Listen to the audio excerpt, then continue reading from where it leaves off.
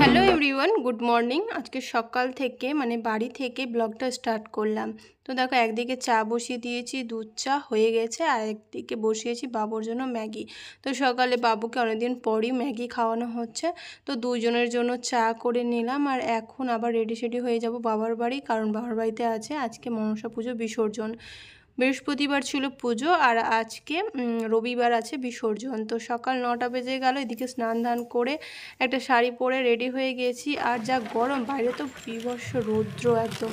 তো দেখো, এখন যাচ্ছি বাবার বাড়ি। পুজোর আগের দিন বুধবার দিন আমি বাবু একাই এসেছিলাম, আর তোমার দাদাভাই তো আমার সাথে আসেনি, তো ও কাল এসছে। তো এই আর কি, বিসর্জনে থেকে তারপরে আমরা আবার কাল চলে যাব।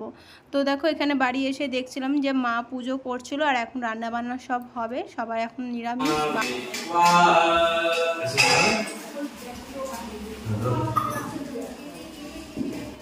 যজ্ঞ প্রায় কমপ্লিট হয়ে গেছে, আর দাদা গেছে বাবা ধাম, তাই জন্য আর কি রান্নাবান্না আরও নিরামিষ। তো নিরামিষে মা রান্নাবান্না ডাইনিংয়ে করছে, সব পিসিরা বসে আছে ওখানটায়। আর পুজো শেষ হয়ে গেলেই তো তারপরে বিসর্জন করে এসে তারপরে খাওয়া দাওয়া শুরু হবে। তো এখানেই আমাদের কাছেই পুকুর আছে, তো সেখানটাতে বিসর্জন করতে নিয়ে যাবে।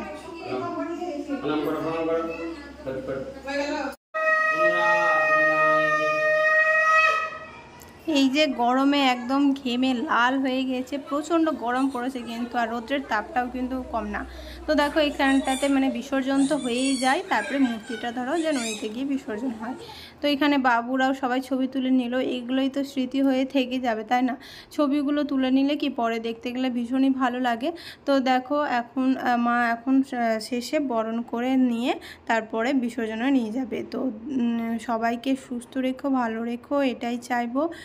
জয় মা মনসার জয়।